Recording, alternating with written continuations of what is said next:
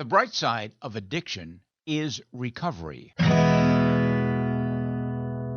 Addiction is a relapsing disease, but recovery is still possible. Now, Tony knows all about this. He had periods of sobriety. He went back out to do some more research, and he finally found that long-term recovery, which is indeed attainable.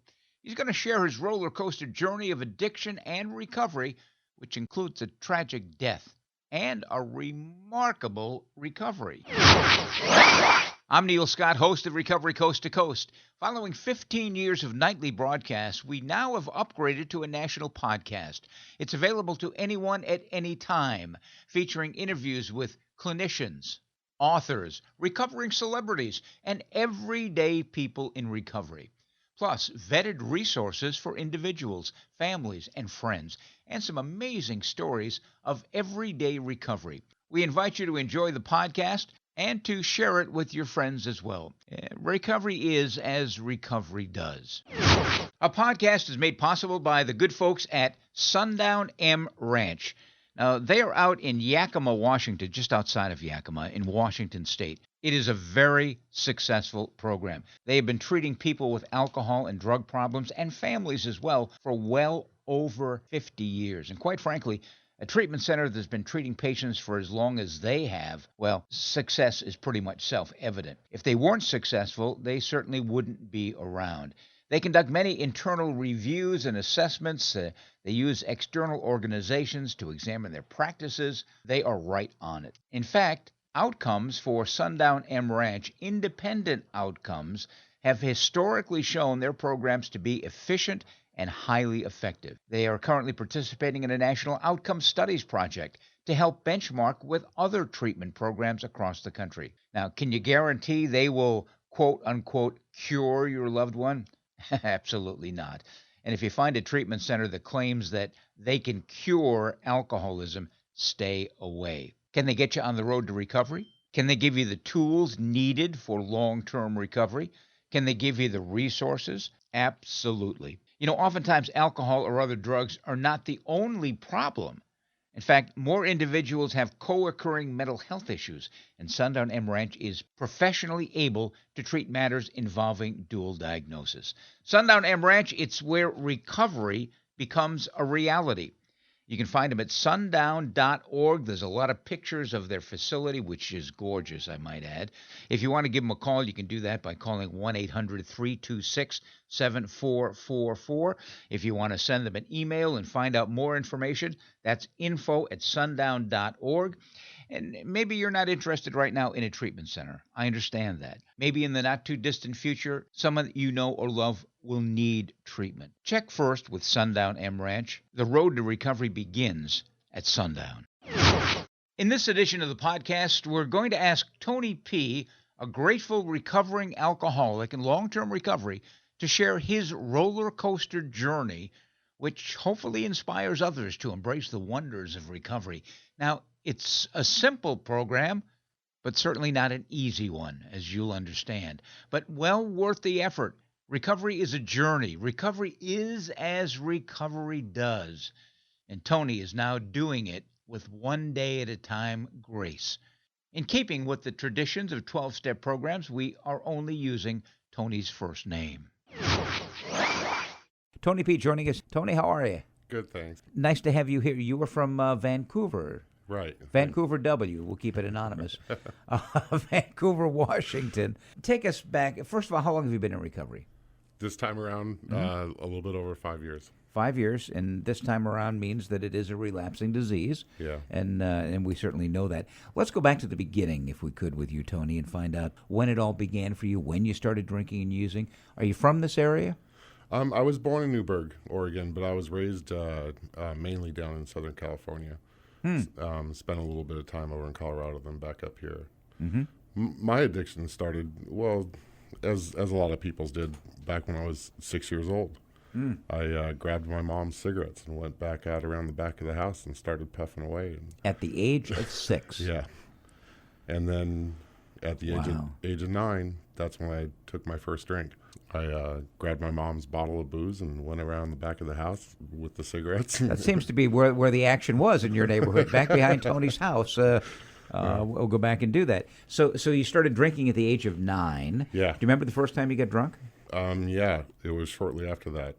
We had just moved down to Southern California, and I grabbed my mom's bottle of Bacardi rum and started drinking and started getting those feelings again, and just continued on until I started puking. And I think I was about 11 at that point. And did your mom ever realize that some of the booze, some of the cigarettes was disappeared? If she did, she didn't say anything. She just continued on like there was no problem, nothing was going on. What did the alcohol do for you early on, Tony? It made me. It built up my courage. Obviously, I mean, it just made me feel warm and fuzzy inside, and that everything was going to be okay. A new friend. Yeah. So as I went into junior high school, I mean, I was already smoking a pack a day of cigarettes in junior high school, and That'd be pretty hard to hide from your mom, though, right? Because of the smell and. yeah, the cigarettes she caught on to first. Yeah. Yeah. But she was a smoker too, so I did a pretty good job of it. She didn't catch it all the time, but she knew I was smoking, and especially when the teachers would call her from school and say, "Hey, we caught your son with a pack of cigarettes." And that's when the drinking started getting out of hand too. Early on, Friday and Saturday night was always hanging out at the liquor store, asking people to buy us alcohol, any way we could get it. Was that easy to do? Yeah, it was real easy, especially in Southern California. Back, 11, 12, and 13 years old, we were hanging out at liquor stores, and as long as we had the money and stuff, there would be somebody that would come along sooner or later. And would you give them an extra couple of bucks for doing it, or? If they asked, yeah. And then probably a lot of them just said, "Yeah, okay, kid, yeah, sure." Right. Yeah. They would rather, just go on and get it done than have us haggling them all the time. Yeah. So you're getting drunk at a very early age. You're in junior high school. Yeah. Any consequences early on? Well, that's when I actually was a straight A student up until junior high, when all the drinking started happening. I was a straight A student, and then junior high school, I flunked all my classes. All of your classes? Yeah, so I went from a straight A student down to failing every single class. And this was alcohol related? Yep. Yeah. It was all because I was too busy, too concerned about what was going to happen after school, how we were going to get the beer, how we were going to get the money for the beer, that kind of thing. Obviously, you hung with a bunch of kids that were into the same thing you were into. Well, yeah. To a point. Yeah, to a point. Yeah, my guess is that you might have been over that point. Yeah, well, I was an instigator on most of it, so there was always somebody I could drag along with me because I don't want to get caught alone. Yeah, of course. So you started doing all of that in school, and the grades declined. What happens? Well, nothing in the early part. Even though I failed all my classes, they said, "Oh, he'll snap out of it," and just push him along and stuff. And down in California, their middle school or junior high school is 7th and 8th grade. So by the time we get to high school, they just move us on. Even though I failed all through junior high, they move you on to high school, and now I'm in the 9th grade. So it's kind of like, well, not my problem anymore. Just move them on. Right. It's the next teacher's problem. That's it. And you just keep going on.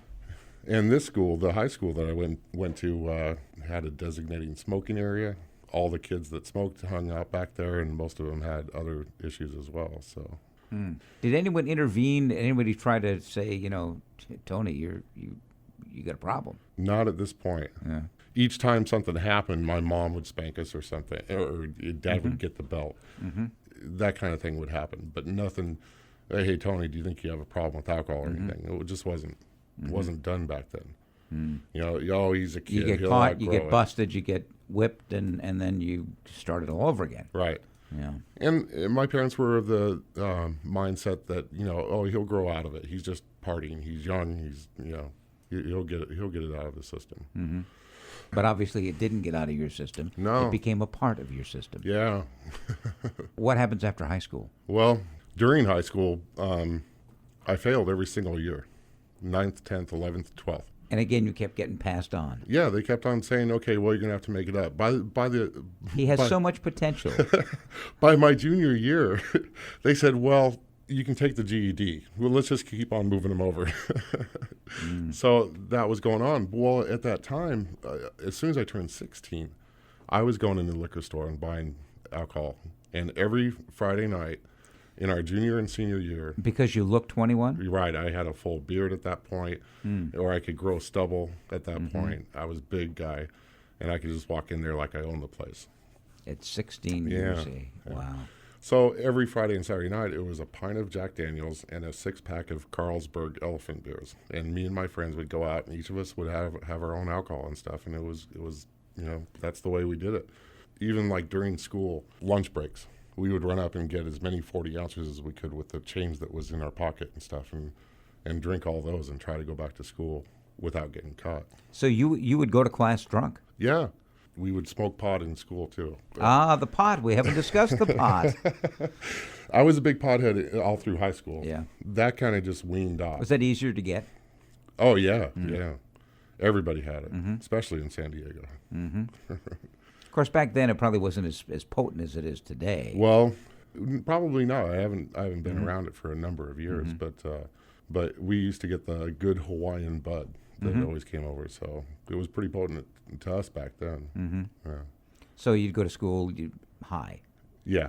I could never figure that out because, when I used to get high, I could never follow a train of thought. I mean, it would move way beyond where I was, and I would still be, wow, that's far out. So there's no way I could attend class, but you obviously were able to make that work for you. Well, the amazing thing is I was passing tests. The math test would come around, and I'd get a B on it or something. I just wasn't completing the courses to make a passing grade. Yeah. So you get the GED? No, that came on later on in life. I realized I wasn't going to make it through high school, and I quit. I dropped out. Moved to Colorado and became a ski bum at Keystone, Colorado. No kidding. Yeah. Wow. Yeah. How in the world did you decide to do that? Well, actually, my brother did it a number of years before. So I knew the ski resort, and I knew the routine and everything. Because there's not much skiing in San Diego, as I recall. No. It's just not a whole lot of skiing. Well, it's Keystone had a thing. I don't know. There was a lot of people from Southern California working at Keystone. And they had dormitory-style living at the base of the mountain. Wow. They paid you minimum wage, and they fed you three meals a day. And you could ski as often as you wanted. Yeah, and you use your money on alcohol and drugs. Oh, my goodness. Wow. Yeah. Lots of moonlight skiing on mushrooms, that kind of thing. Oh. Yeah. How long did you do that? I did it 3 years. During the summertime, I'd go down to Denver and work as landscaping. And then in the wintertime, I'd go back up to Keystone and be the ski bum. I finally ended up losing that job because I was a storeroom clerk at the time. I stole 2 kegs out of the beer cabinet. You stole 2 kegs? Kegs, and 3 cases of beer, and a couple bottles of Jack Daniels out of the liquor cabinet. I got drunk one night. They found the evidence. They came and got me. I was drunk. They put me in bed. They said, "You come see us first thing in the morning." And they gave me my walking papers. Now comes my first DUI. The very next night after all this, my alcoholic friends throw me a party. I get hammered. I get in my pickup to drive to Denver, which is about 70 miles away, and I think I need some road apples to help me along the way. Road apples? That's what we call beers when we're Really? traveling. Yeah. Road apples? Road apples. I've never heard that term before. So I stop in, get a case of beer, and I start drinking all the way down to Denver. By the time I get, my dad lives in Denver, and a half a block away from the house. So close, but so far away. 5 minutes after I finished my last beer, the case that was in there, the lights come on.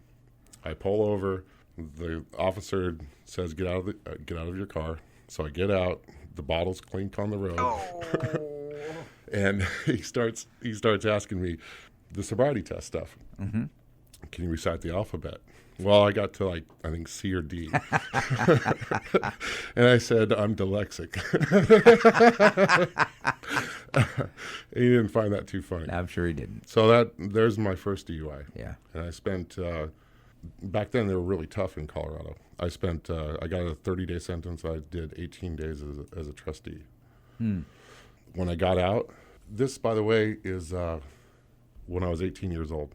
When I got out, I sought AA. My stepmom had a friend come over and talk to me about AA. For the next 30 days, I stayed clean and sober. I went to no road apples. no road apples. So did you go to AA? I did, yeah. I got a sponsor. There was one night, I was really proud of myself too. There was one night, my sponsor calls up and says, Tony, you going to the meeting tonight? And I said, no, I just don't feel like it. And the meeting was about 1.5 miles, and I don't have a car. It was stripped from me. I couldn't drive anymore. I got on my bike, and I rode to that meeting after I hung up with him because I was feeling guilty that I wasn't going to go. And I get there, and he says, Tony, you finished the first step. That's awesome. He admitted. I had to celebrate. So I went back out, and I continued on. And for a number of years, I knew I had a problem. Ever since that moment, ever since 18, people would ask me, Tony, you think you got a problem? I said, yeah, I'm an alcoholic. I just choose not to do anything about it right now. That kind of thing. So you go back out, and that leads to, obviously, more as you descend into your addiction. Yeah. I moved to Portland, Oregon, 1989. Got a job at a publishing firm down there. Was this a geographic? Yeah, it definitely was. Yeah. My grandmother lived in Portland. My dad said, well, why don't you get out of town? And out of town he went. And by golly, if you just go to Oregon, if you just go to Portland, you'll be able to shape up and get your life together. But my hunch is that did not happen. No, it took a while. So you get down to Portland, what goes on? I met my ex-wife. Soon-to-be ex-wife, yeah. And we got married. Was she a drinker, user? Well, she was, and I thought she was a partier like me. It turns out that she isn't. She's, she used to drink pretty heavily, but not as much as me. But we met at a bar. Surprise, surprise. Yeah. Right? How long did that marriage last? We had a son born and then a daughter born. 6 months into the daughter born, and we had just purchased a new house. We had a great big old fight, and now the story is different depending on who tells it. I say she kicked me out. She says I left. And we have her on line one, and let's go to ex-wife on line. No, I'm just kidding. Tony's version is so. The amazing thing is about a marriage or something. At least it was for me and stuff. Is you can keep your alcoholism in check a little bit. For some reason, that relationship and stuff, you don't want to get too drunk or something. So I was able to, even though I was drinking a lot. I mean, she ended up moving one time and found all these rum bottles in the garage that I had, drinking and hidden. Well, anyway, now that I had moved out, my drinking went unchecked. And so I was up to a half gallon of Bacardi rum within any 6 hour period. Within a 6 hour period? Yeah. Wow. December, I still remember this. I can't remember the exact date, but mid-December 1994. I'd been up for 36 hours drinking. I know I finished off a half gallon of rum. I had drinking some beer. I was without alcohol at this time. I was driving down the truck, and I smashed my truck in the back of a UPS van. The next day at work, I asked one of my friends to take me to an AA meeting, and he did. That started the process of 30 days clean, relapse, 15 days clean, relapse. We sat down one day, and he says, what's missing here? Tell me, why aren't you getting it? He suggested Oxford House. So I moved into an Oxford House. Wow. Down in Vancouver, yeah. That kind of shaped me up. I mean, it gave me... Did you go through any sort of treatment at all? I'm sorry, I skipped over some of that. I went through an outpatient treatment in 89. When my son was born, before my daughter was born, I went through an inpatient down in Vancouver. That lasted 90 days before I started drinking again. So the program wasn't 90 days, but you managed to make it 90 days. Right. 90 days on clean time, yeah. So here I've had 60 days, 90 days, 30 days. Pieces of recovery. Right. My sponsor suggested that I go into a structured living environment for a little bit, surrounded by peers that might be able to help me out a little bit. So I moved into an Oxford House. The peer support I got, the people saying, hey, let's go to a meeting and stuff, I became really involved by being around recovery. I became really involved in recovery, and I started opening up meetings for AA. Started getting involved in like the local jamboree. I became the registration. Well, I started getting really involved and staying in the middle of it. Did that help you to stay sober? Yeah, it kept me focused on the Service recovery. work, yeah. Yeah, absolutely. Just stayed focused on the recovery thing, stayed in the middle of it, got rid of all my old friends, didn't call them, didn't do anything with them. All these wonderful things started happening. First, the pink cloud started happening. I think I was clean 90 days in an Oxford house, going to meetings, opening up doors and stuff. And all these pink clouds that people had talked about were starting to happen for me and stuff. For people unfamiliar with that term, describe a pink cloud. Well, the closest I can get it to is it's just an overall sense of well-being. There's a sense of serenity that comes over me and stuff that, just that everything's going to be okay. And that's a pink cloud for somebody in addiction. So you're in the Oxford house. You're on this pink cloud, and you're saving the world, and you're telling everybody about this great program. That's it. Yeah. And all these wonderful things started happening for me too. I opened up an Oxford house. I got the best job of my life. I was a computer systems analyst for a major government down there. Okay. Sorry. It was an awesome job and all these things, and then. The last piece that really came about was my ex-wife saw all these changes in me. Now we're like 2 years of recovery, a couple of years of recovery, all these things happening and stuff. You put together 2 years without a relapse? Yeah, 2 years without a relapse. Wow. Yeah, by being focused on my recovery, right. living in that supportive environment, and going to meetings constantly, and reading the book, working the steps, calling my sponsor. The whole 9 yards. Doing what was suggested. Yeah. And getting my medication, too. That I got to point that out. Sometimes that helps. Sought through prayer and medication. Yeah. That's it. Yeah. And a wonderful thing happened. My ex-wife asked me to come back home after 2 years of sobriety. Like an idiot, without talking it over with my sponsor or anything, I said, okay, let's do it. It's got to be done right now, though. I mean, I have to do it right now. And within 2 days, I was back with her in the house. You left the Oxford house. Left the Oxford house. Moved back in with the ex. Yeah. And did not live happily ever after. A week later, maybe a month later, my brother, a whole long story, he asked me to come out with him because he was going away for a while. Uh-oh. Uh-oh. I told him no at first, and then he said he was real insistent, so I did. I don't know what came over me. I really don't. But for whatever reason, I had a beer at like midnight, just an hour before I was ready to go home.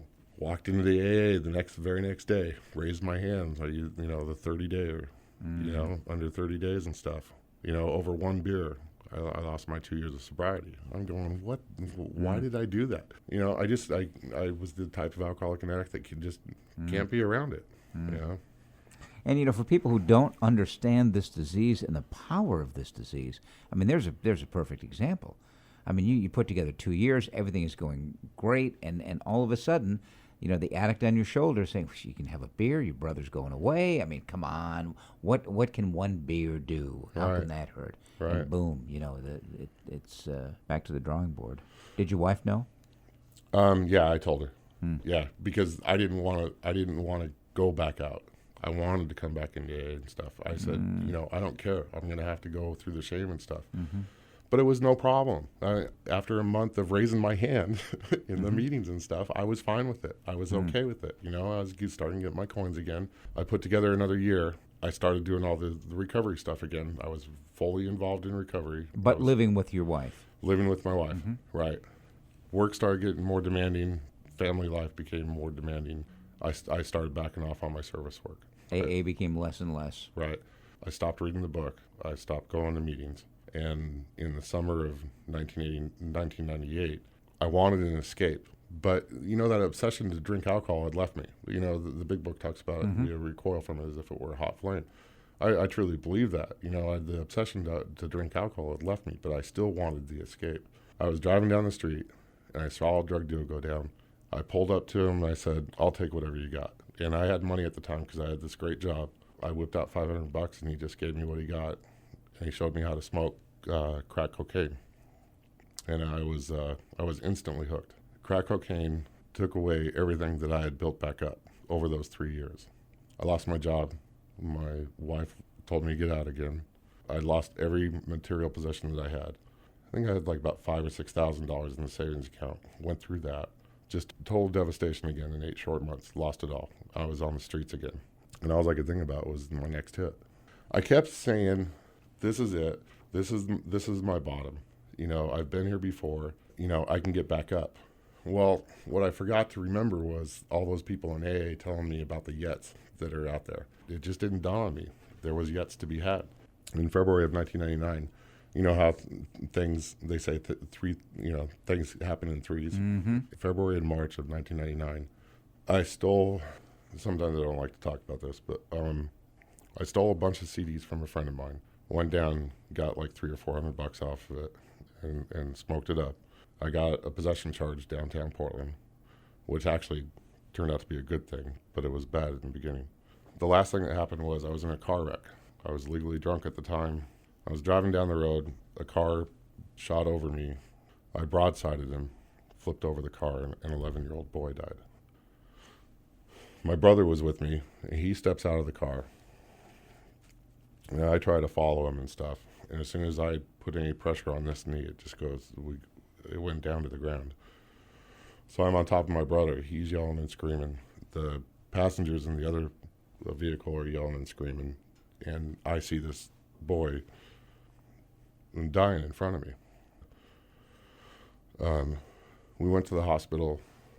I was in the hospital for 11 days. My brother was in the hospital for 2 weeks.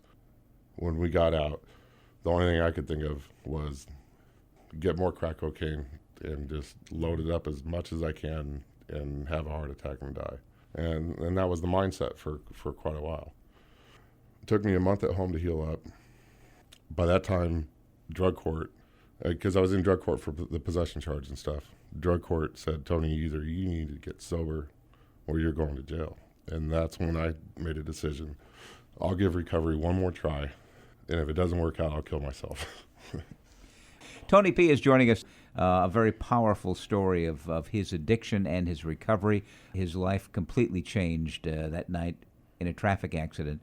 An 11-year-old boy was killed. There was a follow-up to that in terms of responsibility for the accident. Yeah, absolutely. I mean, here I was, a drunk on the road, and it became down from my word to the word of the people that I ended up broadsiding as to who had the green light and stuff. Here it is late at night, and there's very few cars on the road. There happened to be 2 cars behind us. One was a city councilman of the city that this happened in, and the other one, EMT, well respected in the community and stuff. Wow. They told the officers and stuff that I was driving a straight line, I was doing the speed limit, and I had the green light. Had it not been for those things, the officer told me that I'd be definitely put away for a couple of years for manslaughter. I got very fortunate. Higher power looking out for me, definitely. And then what happened? How'd you find your way back into the rooms? Well, the judge, the drug court judge, he said, Tony, you need to get clean or go to jail. So I went back to my counselor at Outpatient Treatment. And she said, Tony, well, what has worked for you in the past? And we went over it. Mm-hmm. And she said, well, it sounds to me like maybe you need to go back to Oxford House. And so that's what I did. I went back to the house that I actually opened up in 96. And they took me in. And I slept on the floor for the first 30 days because I wanted back in that bad. And there was no bed available? No, in that house there was no bed available. But, at that time, I think the whole city was pretty full, actually. We hadn't opened up any houses for a while. I slept on the floor for the first 30 days, paid my full rent. The message I want to convey right now is, for me, this is my second time in recovery. And for the first year, I struggled.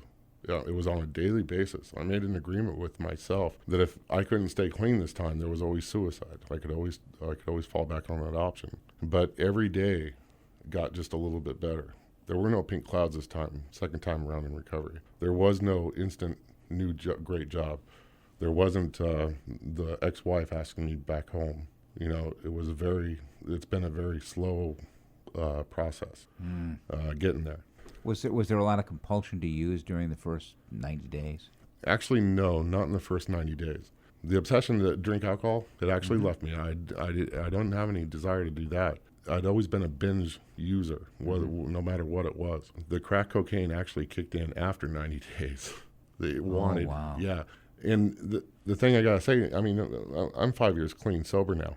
There are times that I crave crack cocaine, and it's not, you know, I'd hate to say that it looks bad on my recovery or something, because I work the steps. I feel good about my recovery and stuff. I think it's just part of the addiction process and stuff. I think crack cocaine has altered my brain a little bit. Maybe that explains a whole lot. And there's an addict that's always on your shoulder. Yeah. Yeah. And that's what I've learned. And I learned that in my first year of recovery. Every day when I wake up, I'm either working on my recovery or I'm working on my relapse. There is no in between for me. None at all. Every action I do, every thought that goes through my head, everything. It's either I'm working on my addiction or I'm working on my recovery. So back this time now, are there other things you do differently? Do you get a new sponsor? Do you do things? No, actually, I've had the Same one, huh? same spot. Now, I'll go out and get temporary sponsors when I'm mad at them. Of course. No, he's been a rock for me ever since that we were working together back in '94. He was the guy that I went up to and said, "Take me to a meeting." Couldn't get that first 30 days back in '94. He's the one that suggested the Oxford House as well. At first, yeah, yeah. Even when I was out there drinking and stuff, I would call him and say, "Hey, it's not working." He says, "Well, you knew that." And he's been, I will always consider him my sponsor. So you start putting the building blocks together again. Yeah. And this time without the pink cloud, just climbing that mountain. Yeah. A big, long struggle and going to meetings constantly. And also not putting all my recovery eggs in one basket. What do you mean? Well, the first time around, I put it all in my home group and their activities and what they did. I now have an NA home group, a CA home group, and an AA home group, and I go to various meetings. I don't just go to this one meeting or this one area. I'll venture out. I'll go to Portland sometimes. I'll go up north, up to Olympia. Every time I'm out of town, like up here and stuff, I love to go to new meetings. Seattle's not my hometown, but I love jaywalk. Oh, can I say that? Sure. Okay, jaywalkers. I love Up at jaywalkers. Northgate. Yeah. Yeah. It's an awesome meeting. Yeah, it really is. You know, we are blessed in this area with close to 1,500 meetings, just AA meetings, a week in this town. I mean, anytime, day or night, you're going to be able to find yourself a meeting here in Seattle. We're really blessed to do that. So you're sleeping on the floor for 30 days, then you get your own room? No, Not actually. your own room, but you get a bed. Yeah, I get a bed in a shared room. Yeah, and my own bed and stuff. I finally get in. Did it feel like coming home to you, Tony? No, It did not. However, there were moments like it was during the summertime and stuff. So I'd be sitting back on the back porch, and I would get moments of history back, because this is the house I opened up in '96. And here it is, '99 now. No, excuse me. Here it is, 2001 now. I'm sorry, I misspoke. Seeing the sunset go down, going, wow, yeah, I remember now. There was certain feelings and stuff. No, they weren't coming back all at once and stuff, but I was getting little glimpses and stuff. So every now and then it was nice to be there. Did you do anything differently this last time? Yeah, and it goes back to that, all my recovery eggs in one basket and stuff. I needed... Because if one thing, I realized this time around in recovery, if that one thing fails, I'm doomed. So this has to be a total recovery commitment. Not only AA and ACA, not only Oxford House, but other recovery organizations as well. I don't know if I can say them or not. Sure, absolutely. Recovery Association Project. Down in Portland, the RAP project. Absolutely. Yeah, being a part of that. Getting involved in other recovery communities and stuff. Being a part of... the Clark County substance abuse team down there, with the comment and the access to recovery, the Yorp program, being part of that and stuff. The Yorp program? Yorp, Young Offenders Recovery Program.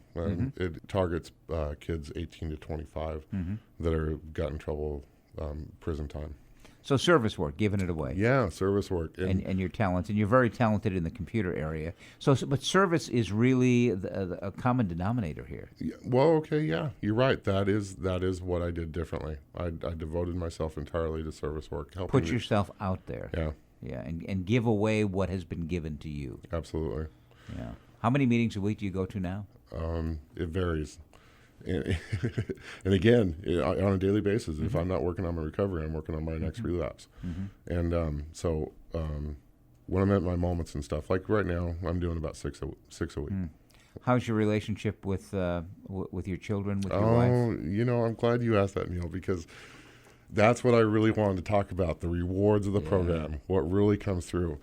Now, 2 years ago... I wish this was television, because you just lit up like the 4th of July when I mentioned that. You really did. Yeah. Yeah, I get a warm sensation whenever I think about this.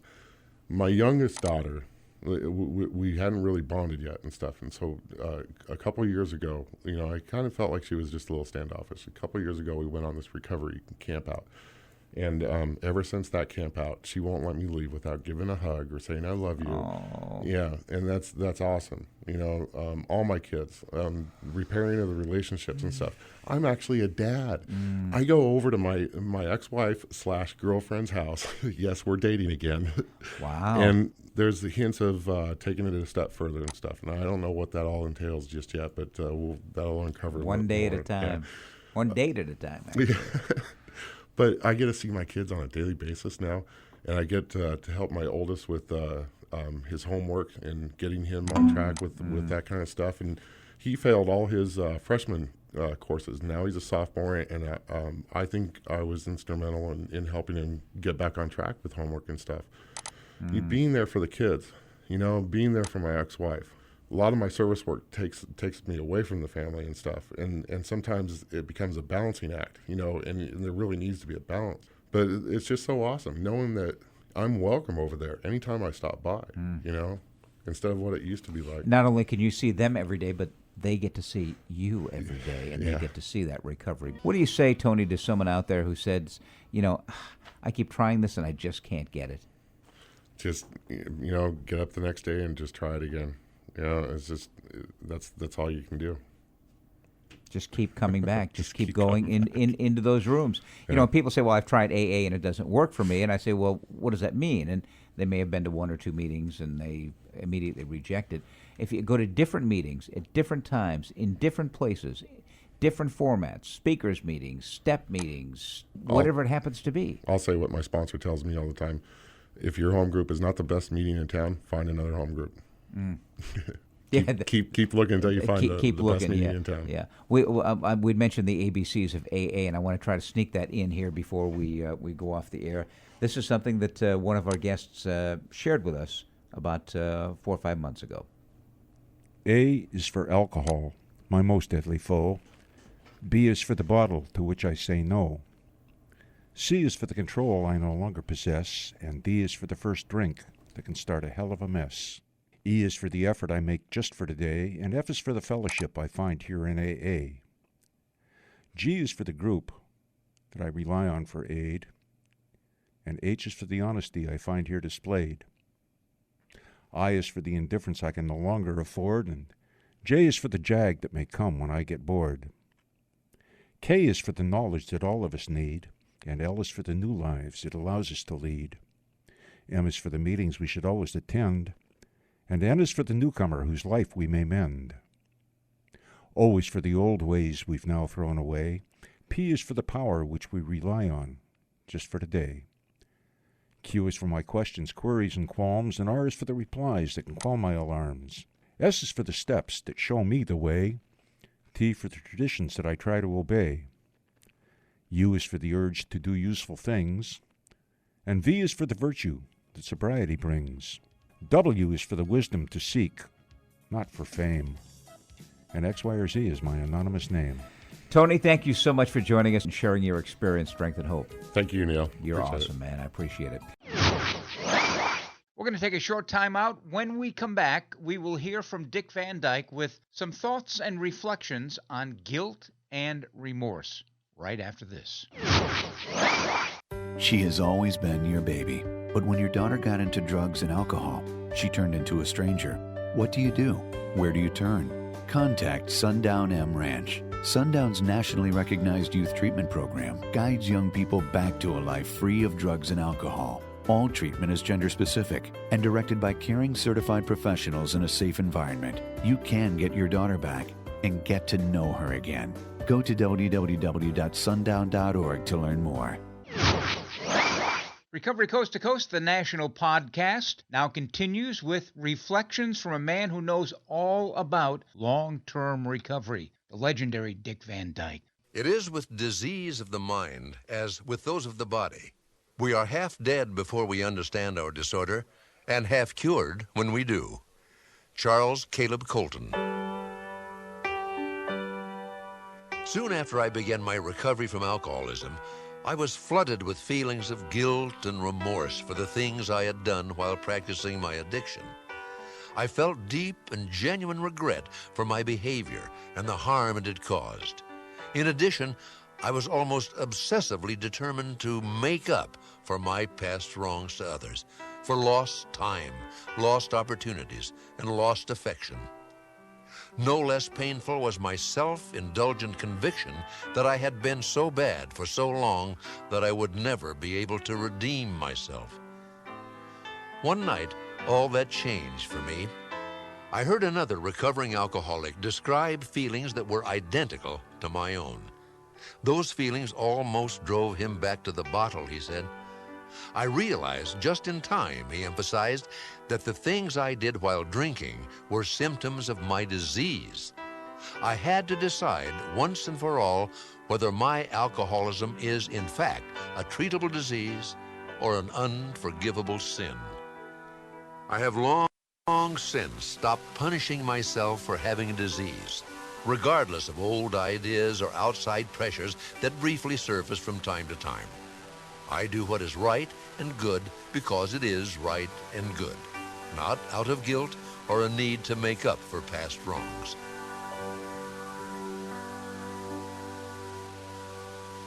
Thought for today: I am not a bad person getting good, but a sick person getting well.